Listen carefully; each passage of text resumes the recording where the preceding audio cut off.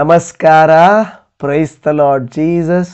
ಎಲ್ಲ ನನ್ನ ಪ್ರೀತಿಯ ದೇವಜನವೇ, ನನ್ನ ಪ್ರಿಯ ಸಹೋದರಿ ಸಹೋದರ, ಮತ್ತೊಂದು ದಿನ ದೇವರ ವಾಕ್ಯವನ್ನು ಕೇಳಲಿಕ್ಕೆ ಸಮಯ ಮಾಡಿಕೊಂಡು ದೇವರ ಪ್ರಸನ್ನತೆಯಲ್ಲಿ ನಾನು ಬಂದಿದ್ದೇವೆ. ನೀವು ನಿಮ್ಮ ಕುಟುಂಬಸ್ಥರು ಚೆನ್ನಾಗಿದ್ದೀರೆಂದು, ಕೆಲಸ ಕಾರ್ಯ ಒತ್ತಡಗಳ ಮಧ್ಯದಲ್ಲಿ ದೇವರನ್ನು ನೆನೆಸುತ್ತಾ ವಾಕ್ಯವನ್ನು ಧ್ಯಾನಿಸುತ್ತಾ ದೇವರ ಮಾರ್ಗದಲ್ಲಿ ನಡೆಯಬೇಕು, ಭಕ್ತಿಯಲ್ಲಿ ನೆಲೆಯಬೇಕು ಎಂದು ನೀವು ನಡೀತಾ ಇದ್ದೀರಾ. ದೇವಾದಿ ದೇವನಿಗೆ ಸ್ತೋತ್ರ.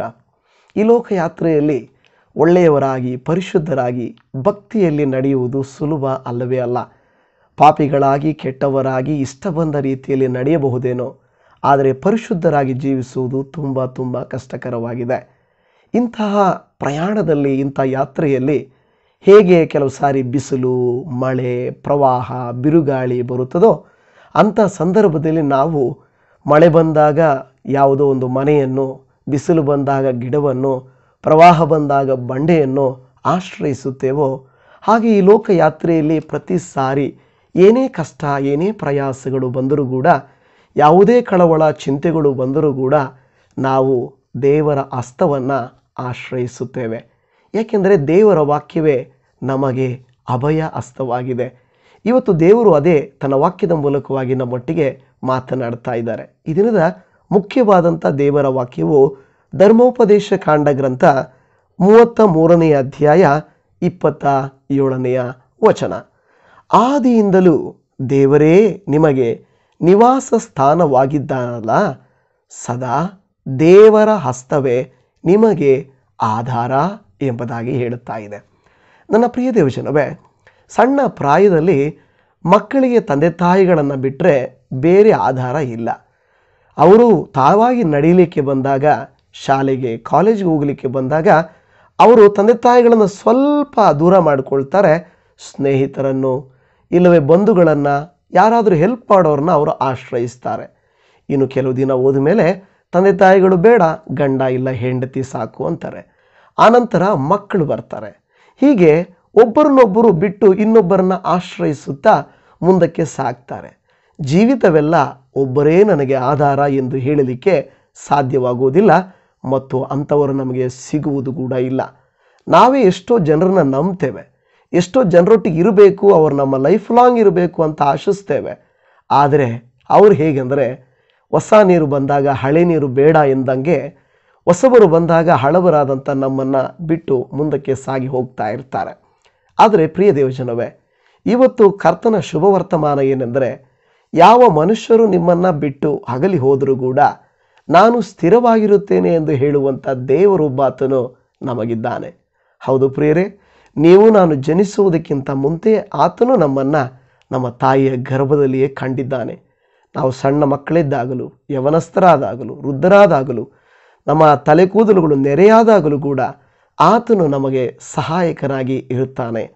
ಈಗ ನಾನು ಪ್ರಾರಂಭದಲ್ಲಿ ಹೇಳಿದ ಹಾಗೆ, ಮಳೆ ಬಂದಾಗ ನಾವೇನು ಮಾಡುತ್ತೇವೆ, ಯಾವುದಾದ್ರೂ ಮನೆಯನ್ನು, ಬಿಸಿಲು ಬಂದಾಗ ಮರವನ್ನು, ಬಿರುಗಾಳಿಯು ಪ್ರವಾಹಗಳು ಬಂದಾಗ ಗಟ್ಟಿಯಾದ ಒಂದು ಸ್ಥಿರವಾದದ್ದನ್ನು ಆಶ್ರಯಿಸಿಕೊಳ್ಳುತ್ತೇವೋ, ಹಾಗೆ ನಾವು ಎಲ್ಲ ಸಮಯಗಳಲ್ಲಿ ದೇವಾದಿ ದೇವನನ್ನು ಆಶ್ರಯಿಸಿಕೊಳ್ಳಬೇಕು.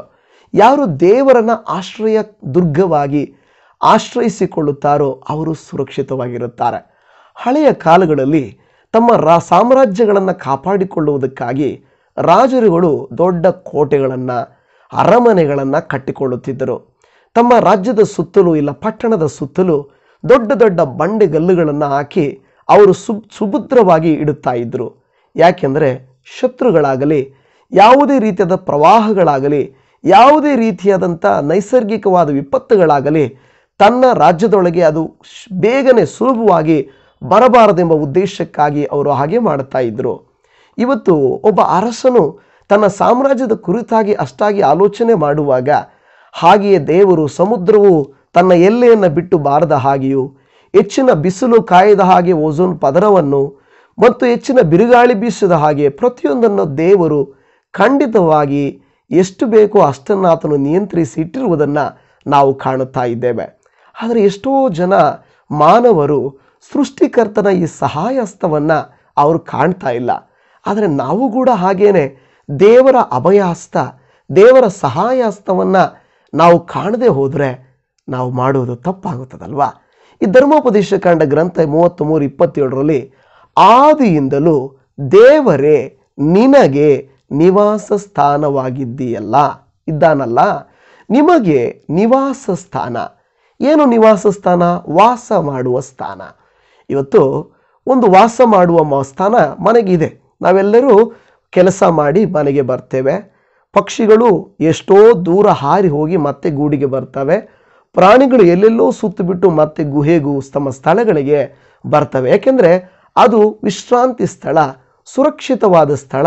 ಅದು ತಮ್ಮ ದೇಹಗಳಿಗೂ ಮನಸ್ಸುಗಳಿಗೂ ಸಮಾಧಾನಕರವಾದಂಥ ಸ್ಥಳ. ಆದರೆ ಕೆಲವು ಸಾರಿ ನಮ್ಮ ಮನೆಗಳು ಸಮಾಧಾನದ ಬದಲಾಗಿ ಅಸಮಾಧಾನಗಳನ್ನು, ನಮಗೆ ನೆಮ್ಮದಿಯ ಬದಲಾಗಿ ಚಿಂತೆಗಳನ್ನು, ನಮಗೆ ಬೇಕಾದ ಸಂತೋಷದ ಬದಲಾಗಿ ದುಃಖವನ್ನು ಕೊಡುವಂಥ ಮನೆಗಳಾಗಿ ಮಾರ್ಪಡುತ್ತಾ ಇದೆ.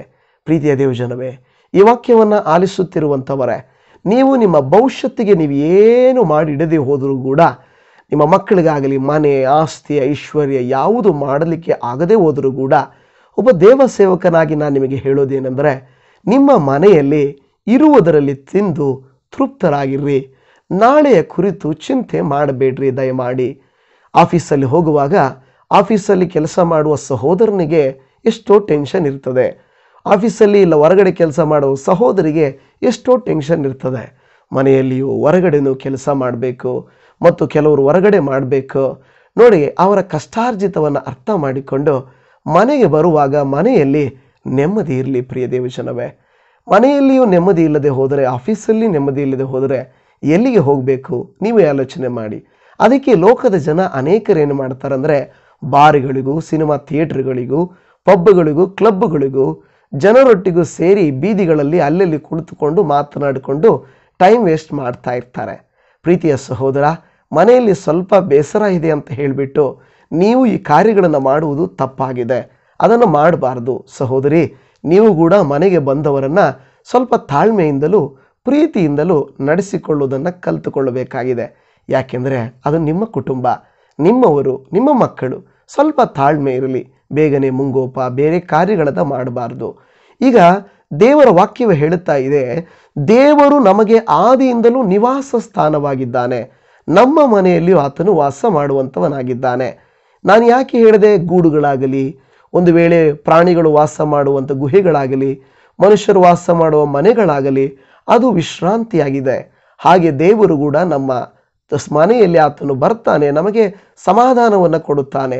ಈ ವಾಕ್ಯವನ್ನು ನಿಮ್ಮ ಕುಟುಂಬದಲ್ಲಿ ಕೇಳಿಸಿಕೊಳ್ಳುವಾಗ ಸ್ವಲ್ಪ ಎಕ್ಸ್ಟ್ರಾ ತ್ಯಾಗವನ್ನು ಮಾಡಿರಿ. ಹೆಚ್ಚಿನ ಪ್ರೀತಿಯನ್ನು ತೋರಿಸಿರಿ. ಹೆಚ್ಚಿಗೆ ಕ್ಷಮಿಸುವುದನ್ನು ನೋಡ್ರಿ. ಹೆಚ್ಚಿಗೆ ತಾಳ್ಮೆಯಿಂದಿರುವುದನ್ನು ಕಲಿತುಕೊಳ್ಬೇಕು. ಬೇಗನೆ ನಾವು ಮಾತಾಡ್ಬೋದು, ಬೇಗನೆ ನಾವು ಬೇರೊಬ್ಬರನ್ನ ದೂಷಿಸ್ಬೋದು. ಆದರೆ ಸ್ವಲ್ಪ ಮಾಡೋದನ್ನು, ಪ್ರಶ್ನಿಸೋದನ್ನು ಒಂದು 10 ನಿಮಿಷ ನಿಧಾನಿಸಿ ಪ್ರಶ್ನಿಸಿ. ಕೋಪ ಮಾಡಿಕೊಳ್ಳೋದು 10 ಸೆಕೆಂಡು ಕಡಿಮೆ ಮಾಡಿರಿ. ನಿಮ್ಮ ಕೋಪದ ತೀವ್ರತೆ ಕಡಿಮೆ ಆಗಿರುತ್ತದೆ. ನಾನು ಯಾಕೆ ಈ ಮಾತನ್ನು ಇವತ್ತು ಹೇಳ್ತಾ ಇದ್ದೇನೆ ಅಂತ ಹೇಳಿದರೆ, ದೇವರು ಮನುಷ್ಯರ ಮೂಲಕವಾಗಿ ನಮಗೆ ಸಮಾಧಾನ ಕೊಡಬೇಕು. ಇಲ್ಲಿ ನಾವು ನೋಡುತ್ತೇವೆ, ಸದಾ ದೇವರ ಹಸ್ತವೇ ನಿಮಗೆ ಆಧಾರ. ನಿಜ, ದೇವರ ಹಸ್ತವೇ ನಮಗೆ ಆಧಾರ. ಆ ದೇವರ ಕ್ರಿಯೆ ನಡೆಯಬೇಕಾದರೆ ನಾವು ಜಾಗ ಕೊಡಬೇಕು. ನಮ್ಮ ಮೂಲಕವಾಗಿ ತಾನೇ ಅದು ಕೆಲಸ ಮಾಡೋದು. ಇವತ್ತು ನಿಮ್ಮೊಟ್ಟಿಗೆ ನಾನು ದೇವರ ವಾಕ್ಯವನ್ನು ಹೇಳುತ್ತಾ ಇದ್ದೇನೆ ಅಂತ ಹೇಳಿದರೆ, ನಾನು ಇದನ್ನು ಎಷ್ಟು ಪ್ರಯಾಸ ಪಡದೆ ಹೋದರೆ, ಕಷ್ಟಪಡದೆ ಹೋದರೆ ನಿಮಗೆ ವಾಕ್ಯವನ್ನು ಸಾರಿ ಹೇಳುವುದಕ್ಕೆ ನನಗೆ ಸಾಧ್ಯ ಆಗುವುದಿಲ್ಲ. ನಾನು ಅವಕಾಶ ಕೊಟ್ಟಿರೋದ್ರಿಂದ, ದೇವರೇ ನಿನ್ನ ಸೇವಕನು ನಾನು, ನನ್ನ ಅಲ್ಪನು, ನನ್ನ ಯೋಗ್ಯನು, ನನಗೆ ಯಾವುದು ಅಂತ ಒಂದು ತಲಾಂತಿಲ್ಲಪ್ಪ ಎಂದು ದೇವರಿಗೆ ಒಪ್ಪಿಸಿ ಕೊಡುವಾಗ ದೇವರು ನನ್ನನ್ನು ಒಂದು ಉಪಯುಕ್ತವಾದ ಪಾತ್ರೆಯನ್ನಾಗಿ ಮಾಡಿಕೊಳ್ಳುತ್ತಾನೆ. ಅದೇ ದೇವರು ನಿಮ್ಮನ್ನು ಕೂಡ ಉಪಯುಕ್ತವಾದ ಪಾತ್ರೆಯನ್ನಾಗಿ ಮಾಡಿಕೊಳ್ಳಬಲ್ಲನು. ವಯಸ್ಸಾಗಿದೆ ಎಂದು ಚಿಂತೆ ಮಾಡಬೇಡ್ರಿ. ರೋಗ ಇದೆ ಅಂತ ಹೇಳಿ ಭಯಪಡಕ್ಕೆ ಹೋಗಬೇಡ್ರಿ. ಶತ್ರುಕಾಟ, ಸಮಸ್ಯೆಗಳಾಗಲಿ, ಸಾಲಗಳಾಗಲಿ, ನಿಧಾನವಾಗಿ ಅದನ್ನು ಪರಿಷ್ಕಾರ ಮಾಡುವ ಮಾರ್ಗವನ್ನು ಹುಡುಕಿಕೊಳ್ಳ್ರಿ. ಆದರೆ ಅನೇಕ ಸಹೋದರರು ನೀವೇನು ಮಾಡ್ತಾ ಇದ್ದೀರಾ, ಸಮಸ್ಯೆ ಬಂದಾಗ ಇನ್ನೊಂದು ಸಮಸ್ಯೆಗೆ ಹೋಗ್ತಾ ಇದ್ದೀರಾ. ದೇವರನ್ನು ಆಶ್ರಯಿಸಿರಿ. ಯಾಕೆಂದರೆ ದೇವರ ಹಸ್ತವೇ ನಮಗೆ ಆಧಾರವಾಗಿದೆ. ಏನೇ ಕಾರ್ಯಗಳನ್ನು ಮಾಡಬೇಕಾದರೂ ದೇವರ ಆಲೋಚನೆಗಾಗಿ ಕುಳಿತುಕೊಳ್ಳಿರಿ, ಪ್ರಾರ್ಥಿಸಿರಿ, ದೇವರನ್ನ ಕೇಳಿರಿ, ಸಮಾಧಾನವಾಗಿ ಆಲೋಚನೆ ಮಾಡಿರಿ. ದೇವರು ಮಾರ್ಗ ಮಾಡುತ್ತಾರೆ. ನೀವು ಕೆಲವು ದಿನ ಆಗೋಯ್ತು, ಕೆಲವು ತಿಂಗಳಾಗೋಯ್ತು ಪಾಸ್ಟ್ರೇ, ನಾನು ಪ್ರಾರ್ಥನೆ ಮಾಡಿ ಸಾಕಾಯಿತು, ನನ್ನ ಕೈಲಿನ ಆಗಲ್ಲ ಅಂತ ನೀವು ಅಂದುಕೊಳ್ಳಬಹುದು. ಆದರೆ ದೇವರು ಖಂಡಿತ ನಿಮಗೊಂದು ಮಾರ್ಗವನ್ನು ಮಾಡಿಕೊಟ್ಟೇ ಕೊಡುತ್ತಾನೆ. ಯಾಕೆಂದರೆ ದೇವರ ಹಸ್ತವೇ ನಿಮಗೆ ಆಧಾರವಾಗಿದೆ. ಮನುಷ್ಯರ ಹಸ್ತ ಅದು ಕೊಡಲಿಕ್ಕಾಗದೇ ಇರುವಂಥ ಮೋಟುಗೈಯಾಗಿದೆ. ಆದರೆ ದೇವರ ಕೈ ಮೋಟುಗೈಯಲ್ಲ. ಯೆಶಾಯನ ಪ್ರವಾದನೆ ಗ್ರಂಥ 59ನೇ ಅಧ್ಯಾಯದಲ್ಲಿ 1-2 ವಚನದಲ್ಲಿ ನಾವು ಧ್ಯಾನಿಸುವಾಗ, ನಮ್ಮ ದೇವರ ಹಸ್ತವು ರಕ್ಷಿಸಲಾರದಂಥ ಮೋಟುಗೈಯಲ್ಲ, ಆದರೆ ನಾವೇ ಕೆಲವು ಸಾರಿ ತಪ್ಪುಗಳನ್ನು ಮಾಡಿ ನಾವು ದಾರಿ ತಪ್ಪಿ ನಂಬಿಕೆಯನ್ನು ಬಿಟ್ಟು ಹೋಗ್ತಾ ಇರ್ತೇವೆ. ಕೆಲವು ತಿಂಗಳು ಪ್ರಾರ್ಥಿಸ್ತೇವೆ, ಕೆಲವು ದಿನ ಕಾಯುತ್ತೇವೆ, ಆಗಲಿಲ್ಲ ಅಂದರೆ ಬೇಗನೆ ಅಯ್ಯೋ ದೇವರ ಹತ್ರ ಆಗ್ತಾ ಇಲ್ಲ, ನಾನೇ ಏನಾದರೂ ಮಾಡ್ತೀನಿ ಅಂತ ಹೇಳಿಬಿಟ್ಟು ನಾವೇ ಹೊಸ ಆಲೋಚನೆ ಮಾಡಲಿಕ್ಕೆ ಹೋಗ್ತಾ ಇರ್ತೇವೆ. ತಡವಾದರೂ ನಾವು ಕಾದಿರಬೇಕೆಂದು ದೇವರ ವಾಕ್ಯವು ಹೇಳುತ್ತದೆ. ಯಾಕೆಂದರೆ ಸೌಲನು ದೇವರ ಸೇವಕರು ಸಮುವೇಲನು ಬರುವುದು ತಡವಾಗಿದ್ದಕ್ಕೆ ತಾನೇ ಯಾಜಕ ಸೇವೆ ಮಾಡಿ ದೇವರ ಕೋಪಕ್ಕೆ ಗುರಿಯಾದನು, ತನಗಿದ್ದ ಅಭಿಷೇಕವನ್ನು ಕಳಕೊಂಡನು. ನಾನು ಮೊನ್ನೆನೂ ನಿಮಗೆ ಹೇಳಿದ್ದೇನೆ. ಹಾಗೆ ನಾವು ಅಯ್ಯೋ ತಡವಾಯಿತು ಎಂದು ಸೇವಕರನ್ನು ಕೇಳದೆ, ವಾಕ್ಯವನ್ನು ಕೇಳದೆ, ಪ್ರಾರ್ಥನೆಯನ್ನು ಮಾಡದೆ ನೀವೇ ಏನಾದರೂ ಒಂದು ತೀರ್ಮಾನ ಮಾಡಿಬಿಟ್ರೆ ದೇವರು ಹೇಳ್ತಾನೆ, ನೀನು ಕಾಯಬೇಕಾಗಿತ್ತು. ನಿನ್ನದೇ ತೀರ್ಮಾನ ನೀನು ಮಾಡುವುದರಿಂದ ನೀನು ನನ್ನ ಹಸ್ತದ ಸಹಾಯವನ್ನು ಹೊಂದಿಕೊಳ್ಳುವುದಿಲ್ಲ ಎಂಬುದಾಗಿ. ನೀವು ಈ ಸಮಯದಲ್ಲಿ ಒಂದು ಪ್ರಶ್ನೆ ಕೇಳಬಹುದು ನನ್ನನ್ನು, ಹಾಗಾದರೆ ಅನ್ಯರೆಲ್ಲರೂ ಸಕ್ಸಸ್ ಆಗ್ತಾ ಇದ್ದಾರಲ್ಲ? ಹೌದು, ಅವರು ಸಕ್ಸಸ್ ಆಗ್ತಾ ಇರೋದು ದೇವರ ಕೃಪೆಯಿಂದ ಅಲ್ಲ, ದುಷ್ಟನ ಸಹಾಯದಿಂದ. ನಾನು ದುಷ್ಟರ ಸಹಾಯದಿಂದ ನಡೀತಾ ಇಲ್ಲ. ಯಾಕೆಂದರೆ ನಾವು ಈ ಲೋಕದಲ್ಲಿದ್ದೇವೆ, ಆದರೆ ಪರಲೋಕ ಭಾವದವರಾಗಿದ್ದೇವೆ. ನಾವು ಕ್ರಿಸ್ತನಿಗೋಸ್ಕರ ಜೀವಿಸ್ತಾ ಇದ್ದೇವೆ. ನಾವು ಈ ಲೋಕದಲ್ಲಿ ಸಕ್ಸಸ್ ಆಗಲಿಕ್ಕಲ್ಲ ನಾವು ಜೀವಿಸ್ತಾ ಇರೋದು, ನಾವು ರಕ್ಷಣೆ ಹೊಂದಿ ಪರಲೋಕಕ್ಕೆ ಸೇರಬೇಕು ಅನ್ನುವ ಉದ್ದೇಶದಿಂದ ನಾವು ದೇವರನ್ನು ಅನುಸರಿಸ್ತಾ ಇದ್ದೇವೆ. ಹೌದು ತಾನೇ? ಇವತ್ತು ಕೇವಲ ಹಣಕ್ಕಾಗಿ, ಆಸ್ತಿಗಾಗಿ, ಲೋಕಕ್ಕಾಗಿ ಆಗಿದ್ದರೆ ನಾವು ಲೌಕಿಕ ರೀತಿಯಲ್ಲಿ ಜೀವಿಸ್ಬೋದಾಗಿತ್ತಲ್ವಾ?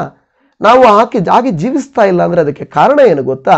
ನಾವು ಪರಲೋಕಕ್ಕಾಗಿ ತ್ಯಾಗವನ್ನೆಲ್ಲ ಮಾಡ್ತಾ ಇದ್ದೀವಿ. ಹಾಗಾದರೆ ಸ್ವಲ್ಪ ತ್ಯಾಗ ಮಾಡಿ ಸ್ವಲ್ಪವನ್ನು ಲೌಕಿಕವಾಗಿ ನಡೆದರೆ ದೇವರು ಇಷ್ಟಪಡ್ತಾನ? ಇಲ್ಲ. ಇದುವರೆಗೂ ನೀವು ತ್ಯಾಗ ಮಾಡಿದ್ದೀರಾ, ಇದುವರೆಗೂ ಕರ್ತನಲ್ಲಿ ನೀವು ಕಾದಿದ್ದೀರಾ. ಖಂಡಿತ ಕರ್ತನು ಹಾಗೆಯೇ ನಿಮ್ಮನ್ನು ಮುಂದಕ್ಕೆ ನಡೆಸುತ್ತಾನೆ. ಚಿಂತೆ ಮಾಡಬೇಡ್ರಿ, ದೇವರನ್ನು ಆಶ್ರಯಿಸಿರಿ. ಆತನ ಹಸ್ತವೇ ನಿಮಗೆ ಆಧಾರವಾಗುತ್ತದೆ. ಇಸ್ರಾಯೇಲರಿಗೂ ದೇವರ ಹಸ್ತವೇ ಆಧಾರವಾಗಿತ್ತು. ಕೀರ್ತನೆಗಾರರಿಗೆ ದೇವರ ಹಸ್ತವೇ ಆಧಾರವಾಗಿತ್ತು.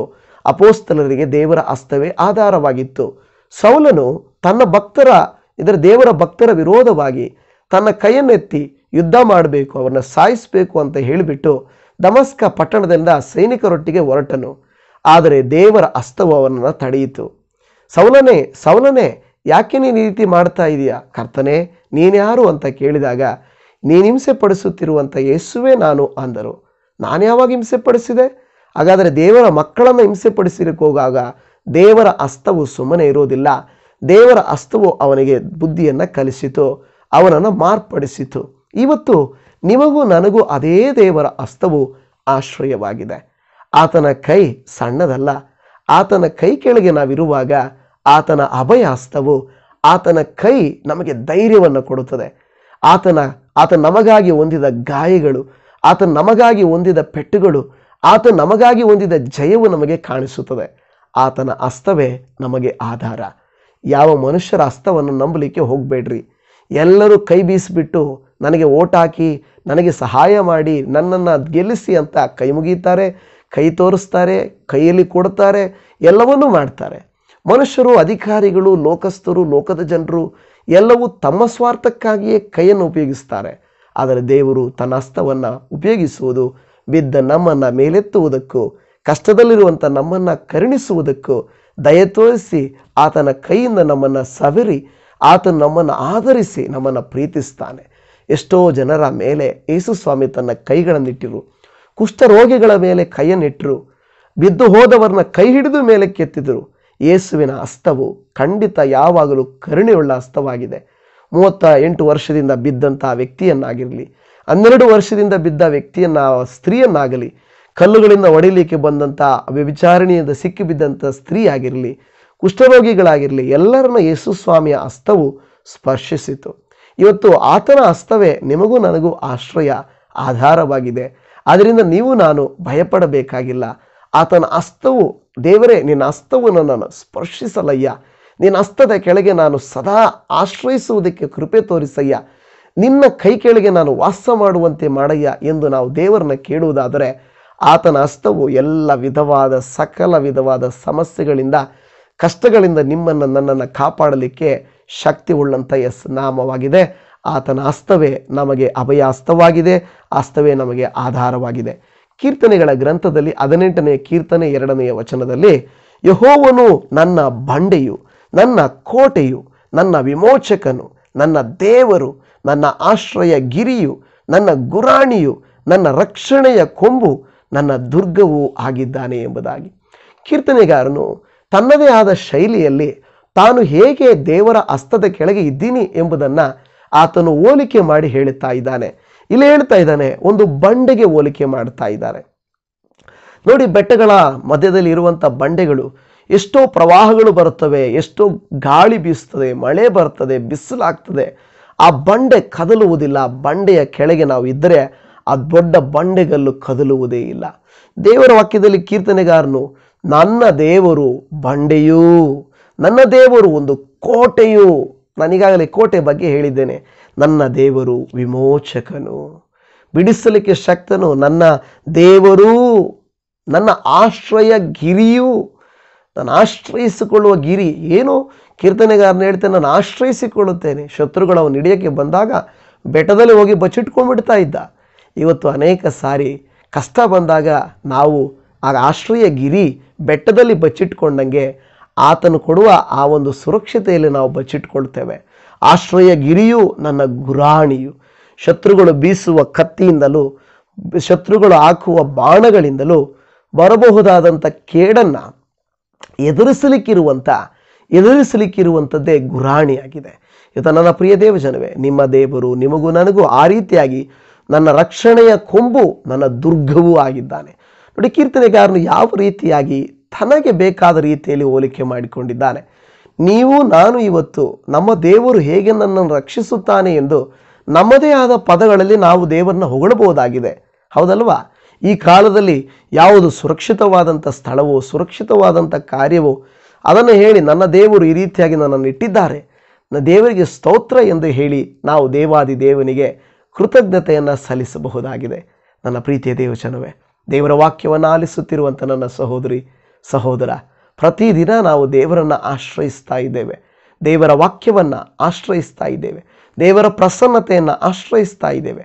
ಅದೆಲ್ಲವೂ ದೇವರ ಹಸ್ತವೇ, ಅದೇ ದೇವರ ಹಸ್ತವೇ ನಮಗೆ ಆಧಾರವಾಗಿದೆ ಎಂಬುದನ್ನು ನಾವು ನೋಡುತ್ತಾ ಇದ್ದೇವೆ. ನಾವು ಯೆಶಾಯನ ಪ್ರವಾದನೆಯ ಗ್ರಂಥ 25ನೇ ಅಧ್ಯಾಯ 4ನೇ ವಚನದಲ್ಲಿ, ನೀನು ದೀನರಿಗೆ ಕೋಟೆ, ಇಕ್ಕಟ್ಟಿನಲ್ಲಿನ ದರಿದ್ರರಿಗೆ ರಕ್ಷಣೆ ದುರ್ಗ, ಬಿಸಿಲಿಗೆ ನೆರಳು, ಭೀಕರ ಶ್ವಾಸವು ಗೋಡೆಗೆ ಬಡಿದು ಬಿಡುವ ಬಿರುಗಾಳಿಯಂತಿರುವಾಗ ಆಶ್ರಯವೂ ಆಗಿದ್ದೆ ಎಂಬುದಾಗಿ.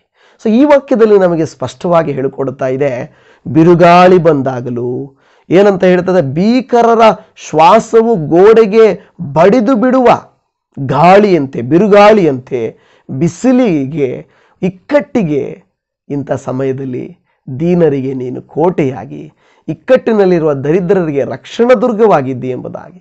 ಇವತ್ತು ನೀವು ನಾನು ಕೂಡ ಪ್ರಿಯ ದೇವಜನವೇ, ಒಂದು ವೇಳೆ ದೀನರಾಗಿ ಇಕ್ಕಟ್ಟಿನಲ್ಲಿ ದರಿದ್ರರಾಗಿದ್ದರೆ ದೇವರು ನಮಗೆ ರಕ್ಷಣೆ ದುರ್ಗವಾಗಿದ್ದಾನೆ.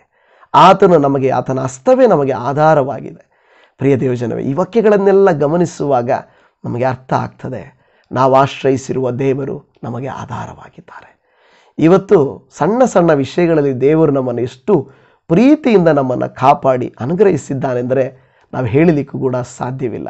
ಹಾಗಾದರೆ ಕರ್ತರಿಗೆ ನಾವು ಸ್ತೋತ್ರ ಮಾಡೋಣ, ಆತನನ್ನು ವಂದಿಸೋಣ, ಆತನಿಗೆ ಹೇಳೋಣ, ನನ್ನ ದೇವರೇ, ನನ್ನ ಕರ್ತರೇ, ನೀನೇ ನನಗೆ ಸಹಾಯಕನು, ದುರ್ಗವು, ಕೋಟೆಯು, ಭರವಸೆಯು, ಬಂಡೆಯು, ಏನೆಲ್ಲ ಪದಗಳು ಇಲ್ಲೆಲ್ಲ ಹೇಳಲ್ಪಟ್ಟಿವೆ. ನಾವು ಆತನನ್ನು ಆಶ್ರಯಿಸೋಣ. ಮನುಷ್ಯರನ್ನು ಆಶ್ರಯಿಸುವುದಕ್ಕಿಂತ ದೇವರನ್ನು ಆಶ್ರಯಿಸುವುದು ಲೇಸಲ್ಲವೇ? ಹಾಗಾದರೆ ನಾವು ಯಾವಾಗಲೂ ದೇವರ ಹಸ್ತವೇ ನನಗೆ ಆಧಾರ ಎಂದು ಹೇಳಿಕೊಳ್ಳೋಣ. ಯಾವಾಗಲೂ ಆತನ ಹಸ್ತವೇ ನಮಗೆ ಆಧಾರವಾಗಿರಲಿ. ಆತನ ಕೈ ಅನೇಕರನ್ನು ಮುಟ್ಟಿ ಸೌಖ್ಯಪಡಿಸಿ, ಸ್ಪರ್ಶಿಸಿ, ಮೇಲೆತ್ತಿ ಅವರ ಕಣ್ಣೀರನ್ನು, ದುಃಖವನ್ನು, ಕುಟುಂಬವನ್ನು, ಜೀವಿತವನ್ನು ಆತ್ಮೀಕತೆಯನ್ನು, ಅವರ ಜೀವಿತವನ್ನೇ ಬದಲಾಯಿಸಿದ ಹಾಗೆ ನಮ್ಮ ಜೀವಿತಗಳನ್ನು ಕರ್ತನು ಅನುಗ್ರಹಿಸಲಿ. ಪ್ರಾರ್ಥಿಸೋಣವೇ? ಪ್ರಾರ್ಥಿಸೋಣ. ಪ್ರೀತಿಯ ತಂದೆಯಾದ ದೇವರೇ, ಏಸಪ್ಪ, ನಿಮ್ಮ ನಾಮಕ್ಕೆ ಸ್ತೋತ್ರ. ನಿಮ್ಮ ಹಸ್ತವೇ ನಮಗೆ ಆಧಾರ ದೇವರೇ. ಹೌದು ಕರ್ತನೆ, ನಿನ್ನ ಹಸ್ತವು ಇಸ್ರಾಯೇಲರನ್ನ ನಡೆಸಿತು. ನಿನ್ನ ಹಸ್ತವು ಅನೇಕ ದೇವಭಕ್ತರುಗಳನ್ನು ಯುದ್ಧದಲ್ಲಿ ನಡೆಸಿತು. ಕೀರ್ತನೆಗಾರನು ತನ್ನ ಜೀವಿತದಿಂದ, ಅನುಭವದಿಂದ ನನ್ನ ದೇವರ ಹಸ್ತವು ಹೇಗಿದೆ ಎಂದು ವಿವರಿಸಿದನು. ನಿನ್ನ ಹಸ್ತವೇ ಸೌಲನನ್ನು ಪೌಲನನ್ನಾಗಿ ಮಾರ್ಪಡಿಸಿತು. ನಿನ್ನ ಹಸ್ತವೇ ಅನೇಕರನ್ನ ಸ್ಪರ್ಶಿಸಿತು. ನಿನ್ನ ಹಸ್ತವೇ ಅನೇಕರನ್ನ ಮುಟ್ಟಿ ಅವರನ್ನು ರೋಗ ಸೌಖ್ಯ ಮಾಡಿ ಅವರ ಜೀವಿತವನ್ನು ಬದಲಾಯಿಸಿ ಅವರನ್ನು ಆಧರಿಸಿದ್ದೀ ದೇವರೇ. ಇವತ್ತು ನಮ್ಮಲ್ಲಿ ಎಷ್ಟೋ ಜನ ದೇವರೇ ನೊಂದುಕೊಂಡು ಮನುಷ್ಯರ ಕೈ ಕೊಡಬೇಕಾದವರೇ ಕೈ ಕೊಟ್ಟು ಮೋಸ ಮಾಡಿದ್ದಾರೆ. ಕೈಯಿಂದ ಸಂತೈಸಬೇಕಾದವರೇ ಕಿತ್ತುಕೊಂಡಿದ್ದಾರೆ. ದೇವರೇ, ಕೈಯಿಂದ ಆಧರಿಸಬೇಕಾದ ಕೈಗಳೇ ಕೆಲವು ಸಾರಿ ತಂದೆ ತಾಯಿಗಳೇ, ದೇವರೇ, ಕೆಲವು ಸಾರಿ ಹೆಂಡತಿಯೇ, ಗಂಡನೇ, ಸಹೋದರನೇ, ಸಹೋದರಿಯೇ ಕೊಡಬೇಕಾದ ಕೈಯಿಂದ ಕಿತ್ತುಕೊಂಡಿರುವುದನ್ನು ನಾವು ನೋಡುತ್ತಾ ಇದ್ದೇವೆ. ಆದರೆ ನಿನ್ನ ಕೈ, ನಿನ್ನ ಹಸ್ತವು ಆ ರೀತಿಯಾದ ಕೈಯಲ್ಲ ಕರ್ತನೆ. ನಿನ್ನ ಹಸ್ತವು ಕೊಡುವುದೇ ಹೊರತು ಕಿತ್ತುಕೊಳ್ಳುವಂಥ ಕರವು ಅಲ್ಲವೇ ಅಲ್ಲಪ್ಪ. ಆಧರಿಸುವ ಕರವೇ ಹೊರತು ನಮ್ಮನ್ನು ದಂಡಿಸುವ ಕರ ಅಲ್ಲ.